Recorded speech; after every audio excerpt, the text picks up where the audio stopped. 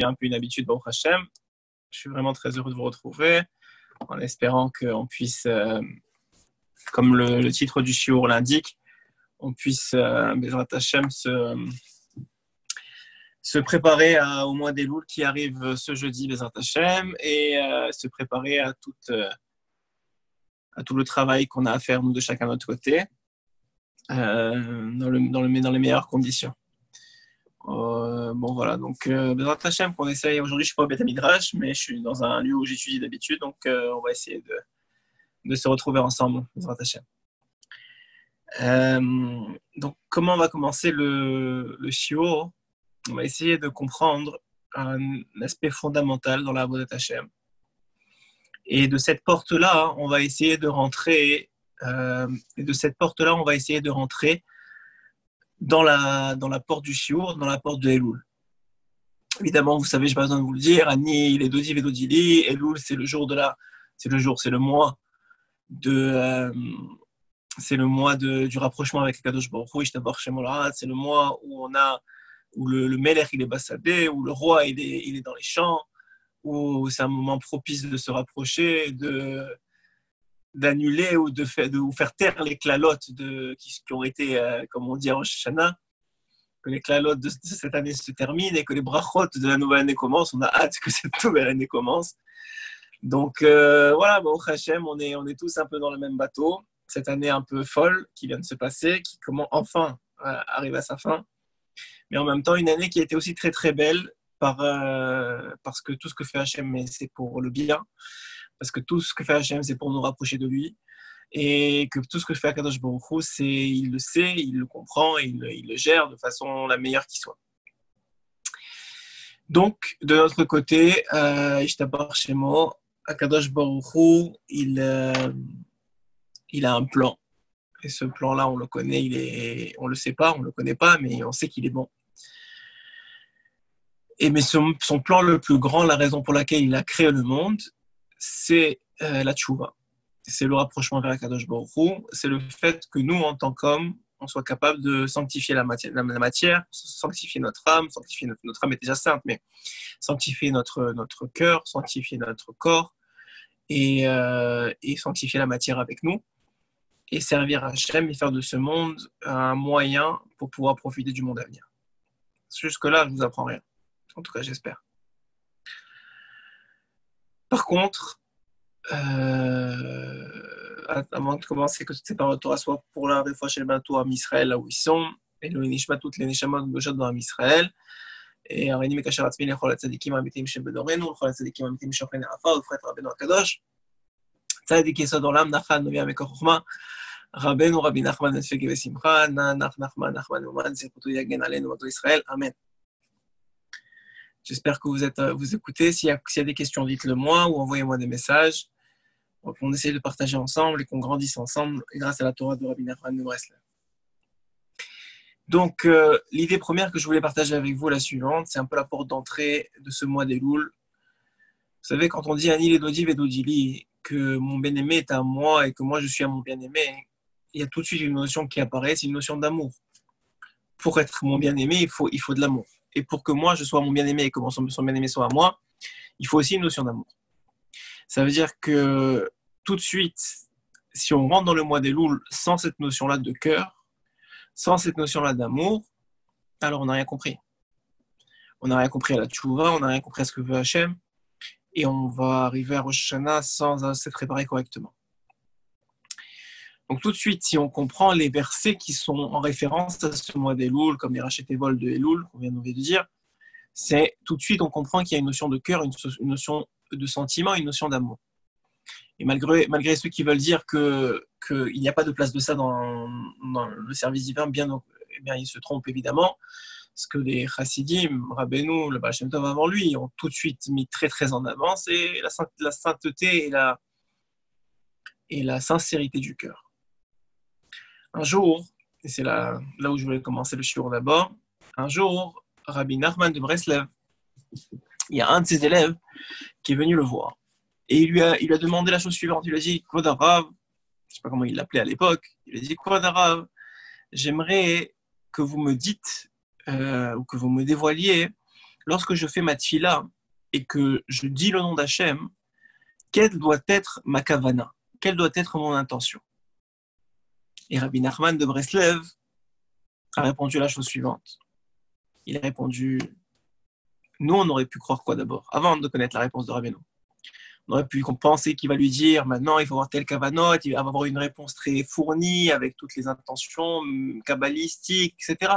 Comme un grand tzaddik doit les connaître, il doit transmettre à ses élèves. Et Rabbeinu, c'est pas du tout ça. Rabbi Nachman de Breslev, il a dit la chose suivante. Il a dit à ses élèves, à cet élève-là, il lui a dit, tout simplement, Hachem, tu dis le nom d'Hachem, pense à Hachem.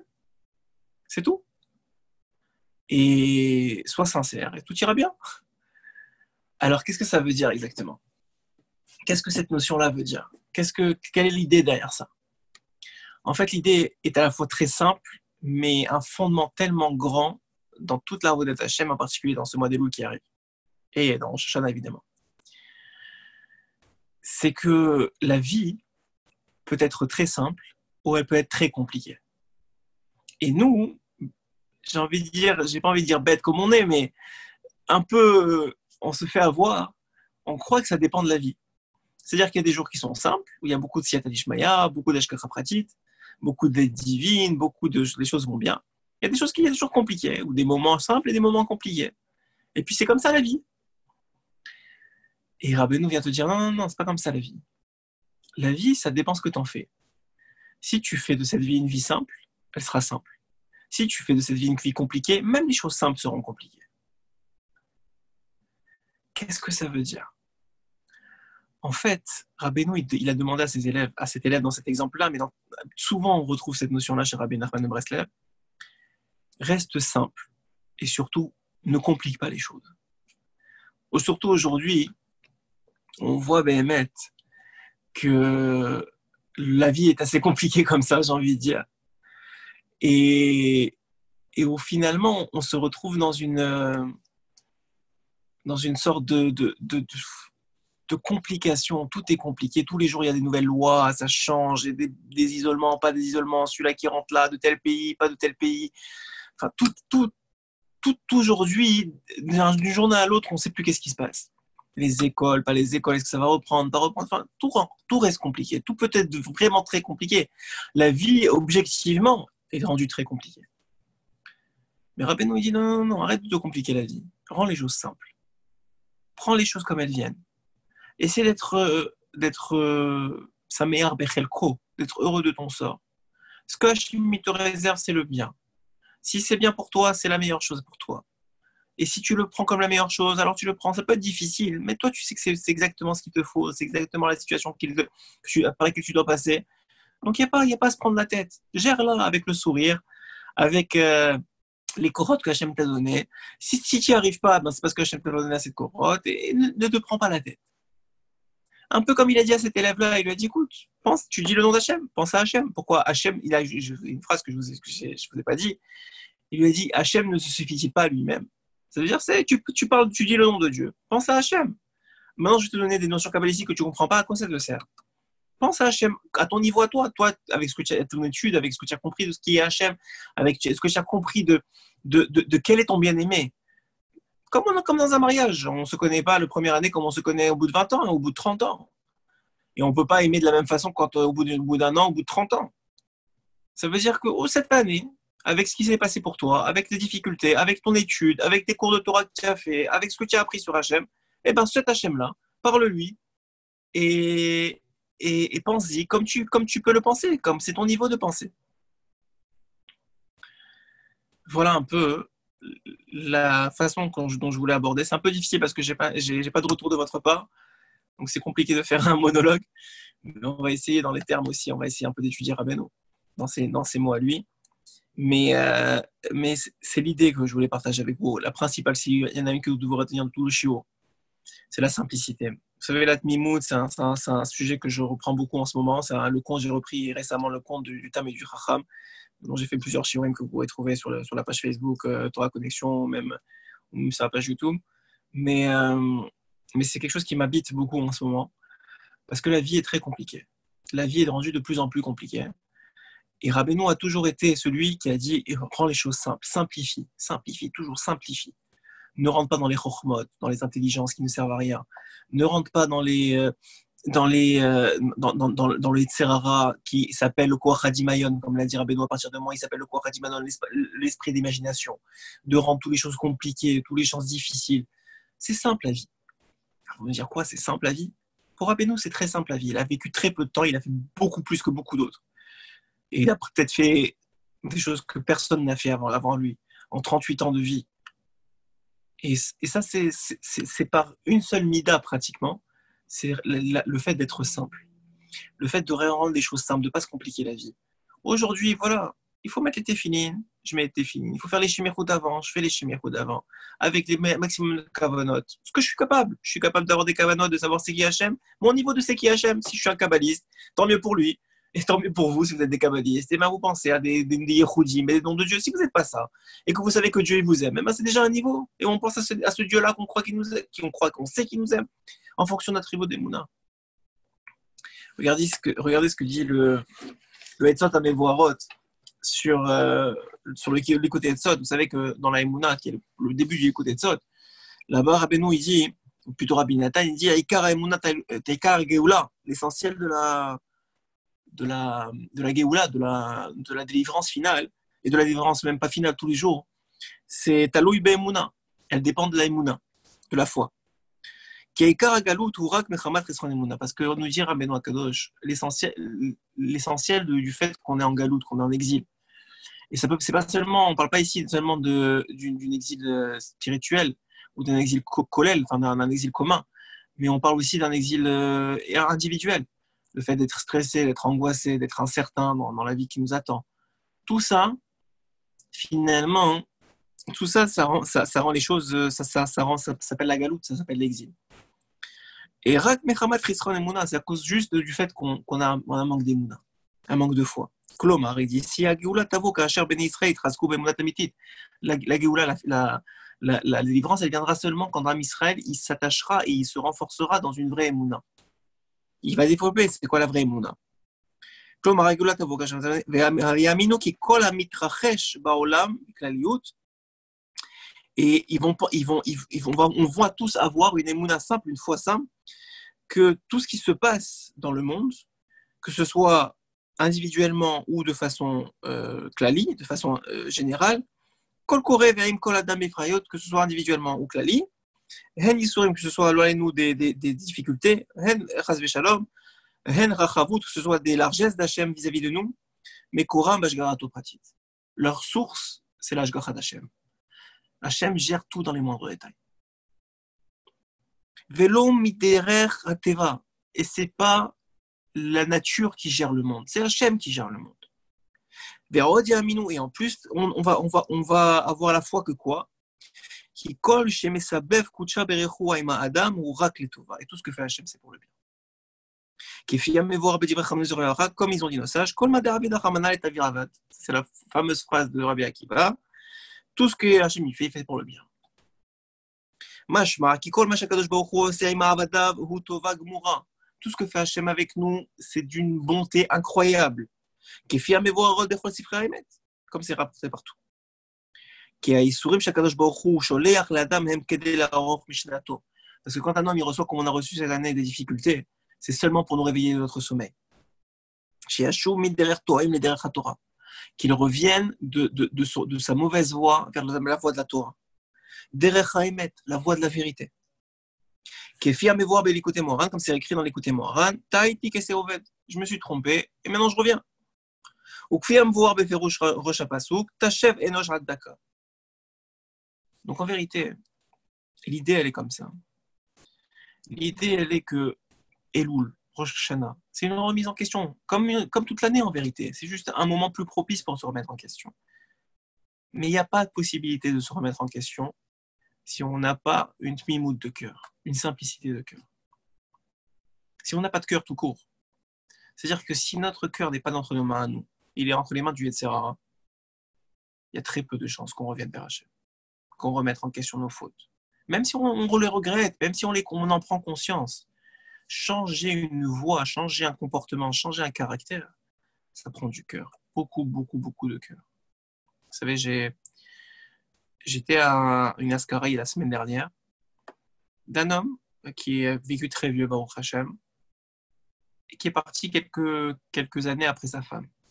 Et son petit-fils, qui est un grand ami Tracham, qui est un de mes Chabruta, qui est un très grand ami Tracham, il a mis dans son espède, finalement, il a mis en exergue, il a mis en avant un point particulier que j'ai trouvé très, très, très, très vrai et très beau. Bien sûr, avant lui, beaucoup de monde ont parlé du Niftar. Et comme dit Shlomo Ameler, il est préférable d'être dans une maison d'endeuillé que dans une maison de mariage justement pour se réveiller à tout ça. Mais simplement, l'idée, elle était comme ça. L'idée première, elle était que il a mis en avant le point suivant de l'union avec sa femme, de l'amour qu'ils avaient l'un pour l'autre, des efforts qu'il avait fait, que depuis que sa femme était partie, finalement, il avait perdu beaucoup de force vitale et que c'était une question de temps avant que tout le monde savait qu'il allait partir de ce monde. Et il mettait en exergue la chose suivante. Il disait, on sait combien Akadosh Baruch Hu, il loue les mariages heureux, le fait qu'un homme il reste avec sa femme, qu'il soit béchalom avec elle. On sait combien la Torah donne l'importance à ça. Mais pourquoi c'est si important finalement? Alors il a rapporté des sages que en vérité, c'est simplement parce que ça démontre une grandeur d'âme et une grandeur de cœur. Un mari ou une femme qui est tellement cher aux yeux de son mari ou de sa femme, inversement, que après qu'il soit parti, il n'a plus goût à la vie. Il a perdu la force vitale. C'est que leur union était tellement forte que forcément ils avaient du cœur tous les deux.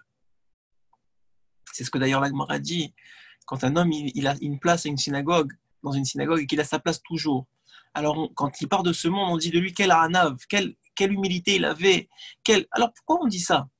Finalement, c'est quoi? Il avait une place, peut-être il était quelqu'un qui n'était pas hanav, peut-être c'était un gaftan, peut-être c'était quelqu'un qui avait de l'orgueil. Pourquoi tu dis que forcément parce qu'il avait sa place tout le temps à la synagogue et qu'il venait tout le temps à la même place, alors forcément on a perdu quelqu'un de hanav?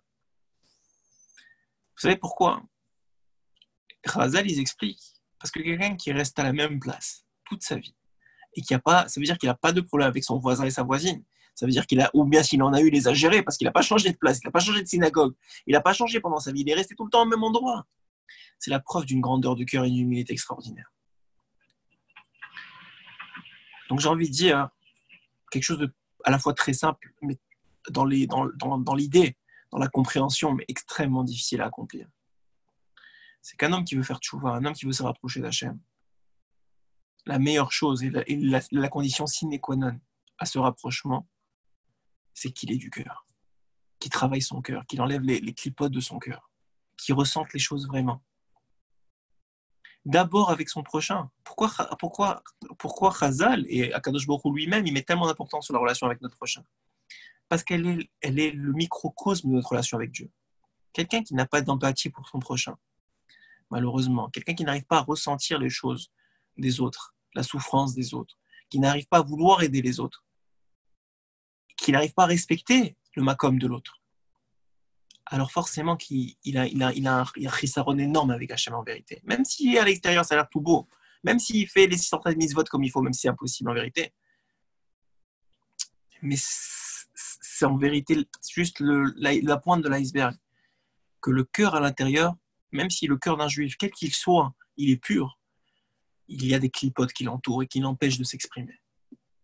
Et c'est pour ça que Kadosh Baruch Hu, Ishtabar Shemo, il met tellement d'importance sur la relation avec notre prochain.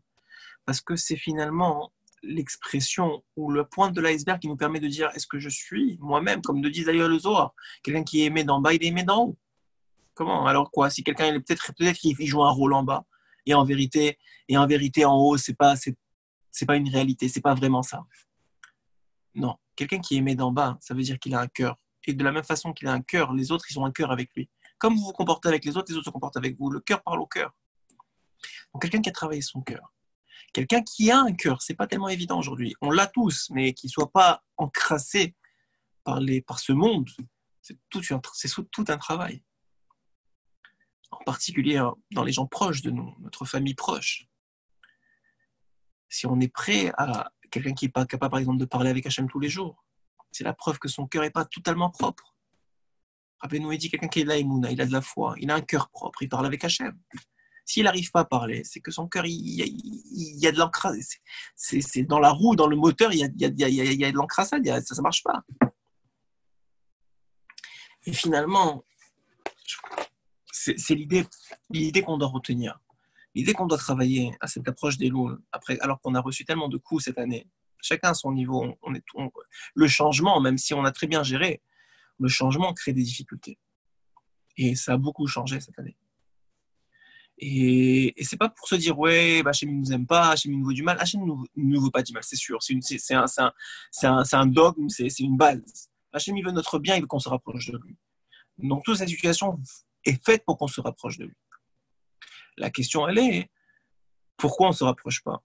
On a vu que dans les derniers mois, peut-être au début ça a eu un grand moment de chouva et peut-être ça s'est refroidi.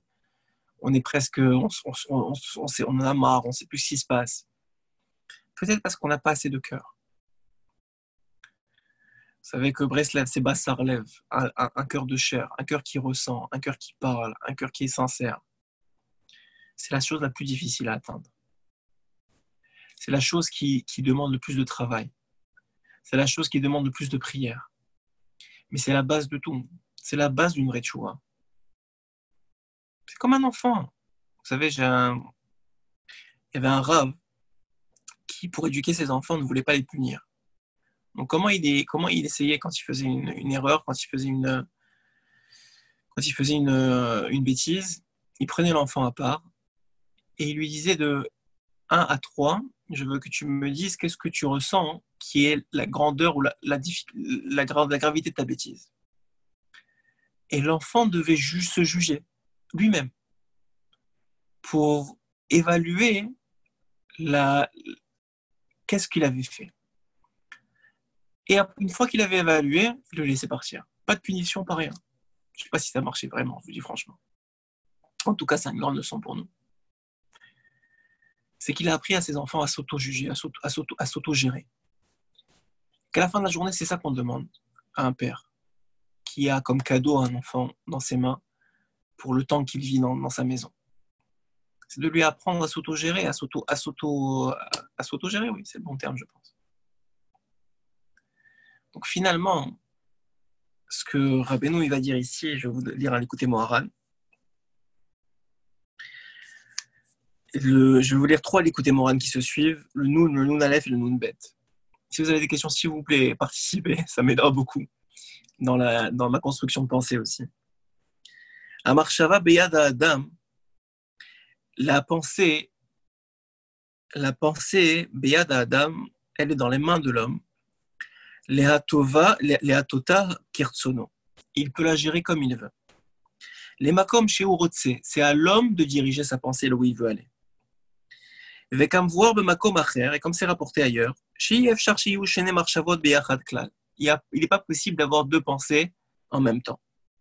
ואפילו אם לפעמים הולכת מחשבתו ופורחת ומשוטטת בדברים אחרים וזרים, וביד האדם לחזור ולטוטה בעל כוחה אל הדרך הישר. Même si sa pensée, elle s'éloigne de lui, même si sa pensée, elle s'éloigne de lui, c'est le bon terme, elle s'éloigne de ce qu'elle devrait être, malgré tout, c'est dans la force de l'homme de la ramener vers où elle devrait être.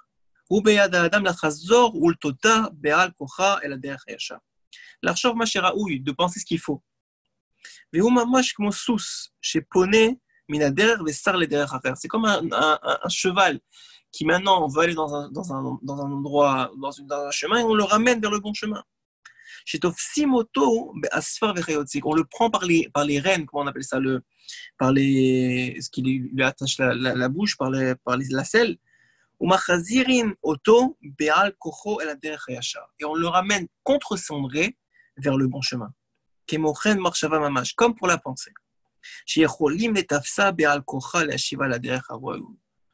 Et comme ça, c'est un très court l'écouter Moharan. Rabbeinu nous dit déjà une chose. Il nous dit tu es capable. Tu es capable, tu as le choix et tu es capable de diriger ta vie. Tu es capable de rendre ta vie simple. Tu es capable de simplifier tes pensées. Tu es capable de contrôler ton cœur. tu es capable de ça. Les pensées encore qui est plus haut que le cœur. Donc si les pensées a fortiori le cœur aussi, vous pouvez le contrôler. Déjà, tu as cette capacité-là. C'est dans les mains de l'homme. Ce travail-là est dans les mains de l'homme. Et c'est peut-être le plus grand travail de l'homme. Une fois qu'on a compris ça, prochain Kitomara, Nun Aleph, Haïtzara nous cache Be'adam Bechol Pa'am, ou Morol les mains chez Mero Hero. Le Yitzhara s'attaque à l'homme à chaque fois. Il le réveille là où il faut le réveiller. Il le touche, il lui percute là où il faut lui percuter, là où il est faible. Et même si l'homme il ne fait pas attention au Yitzhara, il ne l'écoute pas, le Yitzhara ne le lâchera pas. Il va continuer jusqu'à qu'il écoute. Mais si un homme il tient bon, il est très très fort dans sa tête, il ne cède pas au Yitzhara. Il ne le regarde pas. À ce moment-là, le Yitzhara il va laisser tomber. Et il va partir. C'est comme ça dans la tfila, dans l'esprit, dans les pensées. Les valbel, qui viennent finalement qui viennent l'empêcher d'être dans le derrière, quoi. Ou mamash. Chez Marshava, il y a une mauvaise pensée qui peut venir plein de fois pour les valbel autour. Je ne sais pas comment on dit en français. Il faut être très très fort. Aleha, il ne faut pas faire attention, et ensuite elle va s'en aller. Le Tzahara, il n'a de force quand on y fait attention. Donc si maintenant, première étape, c'est dans votre main. C'est dans votre main de contrôler vos sentiments, c'est dans votre main de contrôler vos pensées, de purifier votre cœur, de purifier votre âme, de purifier. C'est dans notre main à nous. C'est pas, est-ce qu'il n'y aura pas d'Yitzhara? Bien sûr qu'il y aura un Yitzhara. Et pas seulement qu'il y aura Yitzhara une fois, il va revenir et revenir et revenir jusqu'à qu'il réalise qu'on ne cédera pas. Et si on est fort et on montre au Yitzhara qu'on ne va pas céder, qu'on a une idée en tête, quelle qu'elle soit, qu'on s'est mis comme objectif d'atteindre ce niveau-là de spiritualité, de faire 1 heure d'étude par jour, de parler avec Hachem une demi-heure par jour. Alors il y aura du Yetzirara, de venir, de se faire penser à autre truc, de se faire penser à autre chose, de mettre des bâtons dans les roues. Mais toi, tu es chazak, tu sais que c'est ça que tu veux faire, tu sais que c'est ça ton but. Tu sais que c'est ça que tu veux atteindre.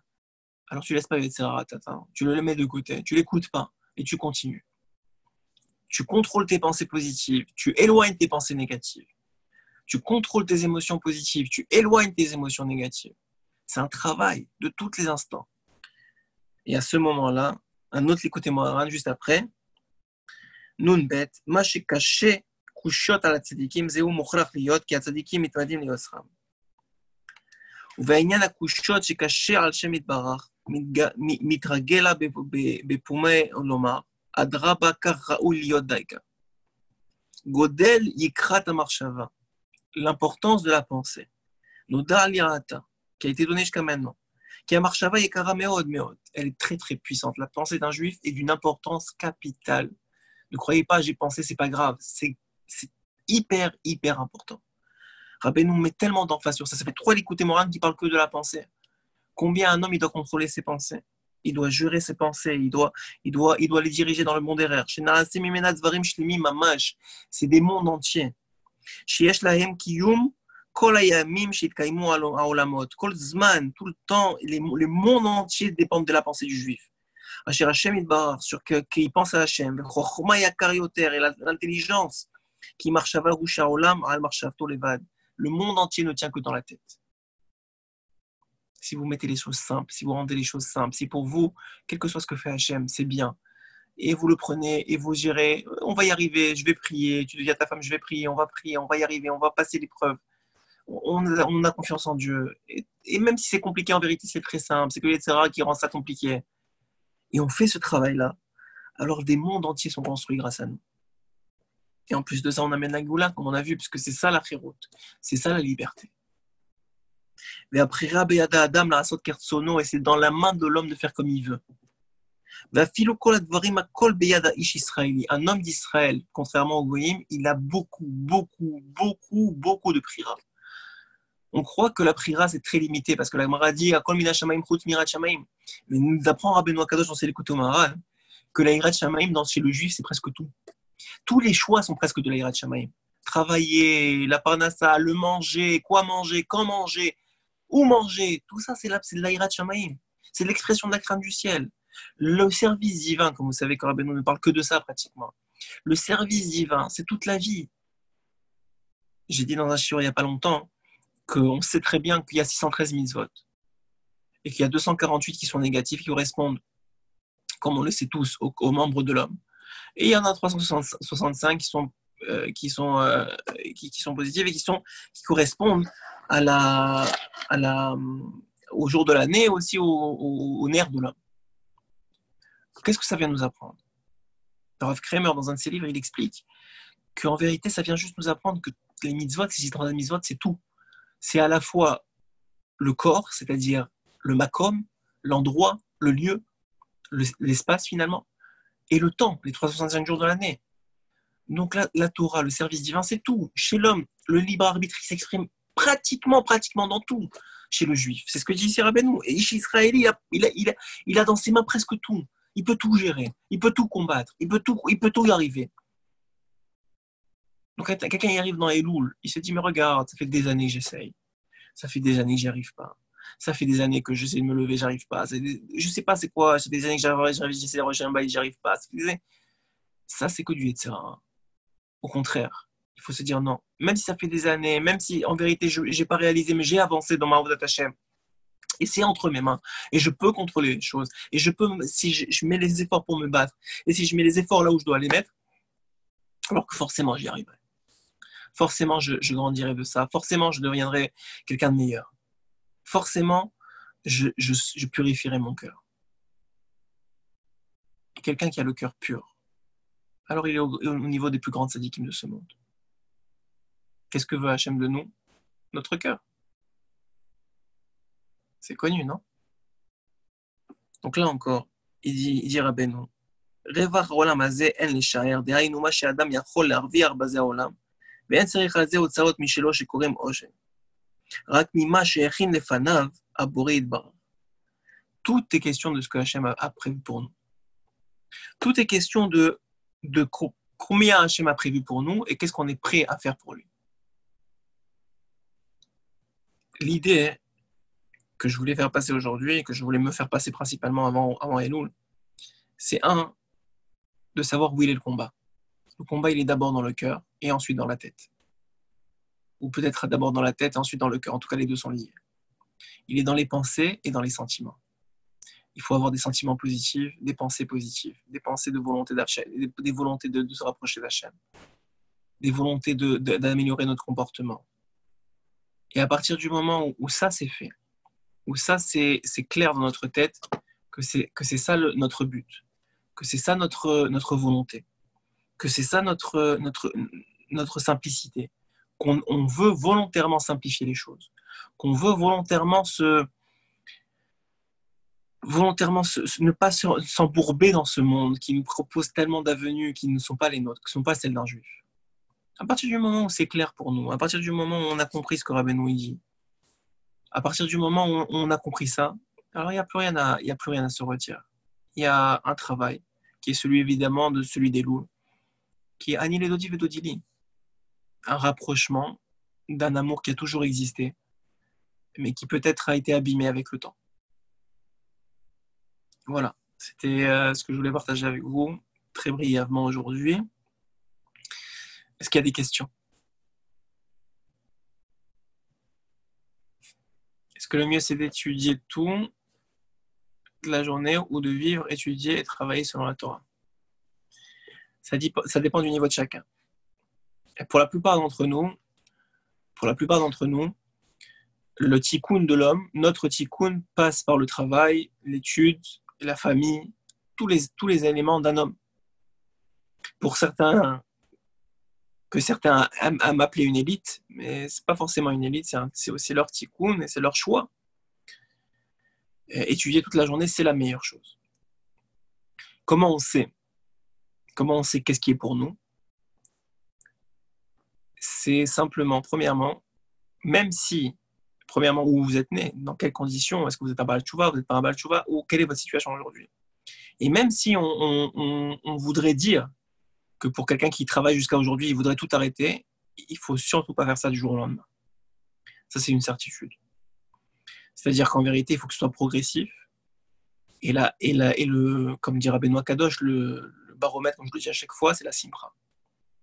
C'est la simra. La simra de votre famille, des gens qui vous entourent, mais surtout la vôtre. Et vous voyez la Siyata Ishmael d'Hachem.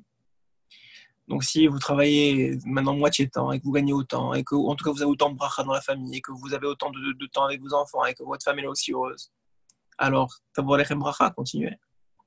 Mais si vous voyez que c'est pas ce que veut Hachem, que tout se remet en place différemment, que c'est très difficile au niveau de l'Avodat Hachem, que vous n'arrivez plus, même dans vos heures d'études, vous n'arrivez pas à vous concentrer parce que le poids est trop fort, alors diminuez. Encore une fois, il n'y a pas de réponse universelle. Il n'y a pas de réponse pour personne.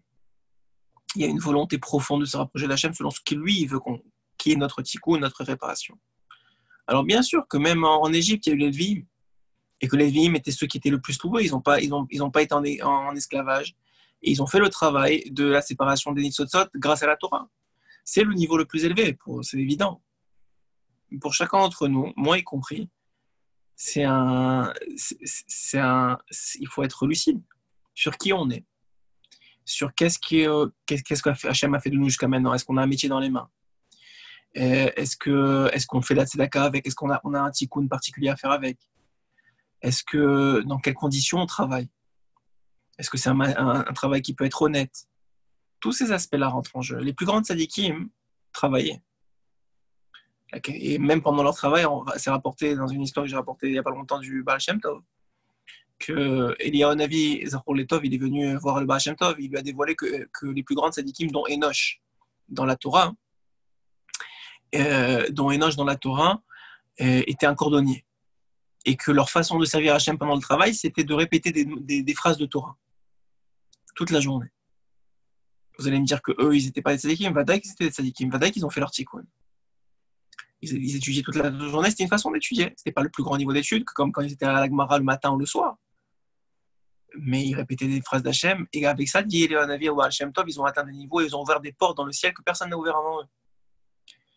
Donc il faut être conscient de sa réalité. Il ne faut pas se mentir. Et pour ça, il faut avoir un cœur. Encore une fois, on revient toujours à la même chose. Il faut avoir un cœur pur qui est prêt à écouter ce que Hachem a besoin de nous dire. Et il y en a eu, j'en connais, qui ont tout arrêté et qui ont réussi dans leur voie.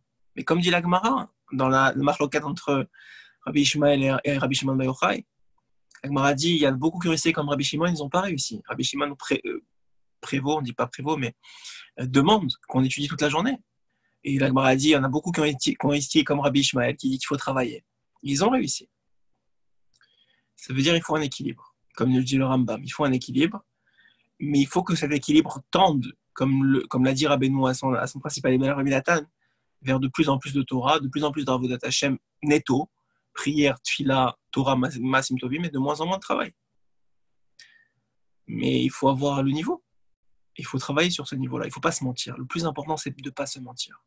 De ne pas le faire par orgueil, pour montrer aux autres qu'on étudie, pour montrer aux autres qu'on a un mitrachra. Être honnête, c'est le plus difficile. Quelqu'un qui est honnête, il ne sera pas malheureux. Quelqu'un qui est tout le temps qui pas à sa place, qui est tout le temps qui veut être plus qu'il est, il est tout le temps malheureux, tout le temps, parce qu'il n'est pas au niveau de ce qu'il prétend être. Alors, il faut toujours être un peu plus. Il faut toujours se tirer vers le haut, donc un tout petit peu plus que ce que tu es ton niveau aujourd'hui, pour que demain soit un meilleur niveau et évoluer progressivement, une étape à la fois. Vous savez, il y a un Rav, je reprends la question. Bonsoir Rav, si l'on n'est pas sûr de pouvoir aller à la synagogue, est-ce que la Hitbo des doutes suffit pour le mois d'Elul? Les deux Ravodot sont complètement différentes. Rabbeinu, il explique que la Hitbo des doutes, c'est le plus haut niveau de service divin. Ne posez pas toutes les mêmes questions en même temps, s'il vous plaît, mais on va revenir dessus. Alors, premièrement, pour finir la première question, il faut savoir c'est quoi son niveau. Il faut être honnête avec soi-même. Et à partir du moment où on est honnête avec soi-même, on fait les choix dans l'harmonie, dans la halacha, parce on peut travailler on n'est pas obligé d'aller dans les plages mixtes. Si on est marié, on n'est pas obligé de faire n'importe quoi et de voler, de tricher. On peut faire des choses bien aussi. Et être des gens bien, et être des gens qui travaillent. Et puis si Bezrat Hashem et Siyata Ishmael, on voit qu'on a de la slacha à de moins en moins travailler, alors on le fait. Ça, c'est là pour la première question. La deuxième question, comment on fait pour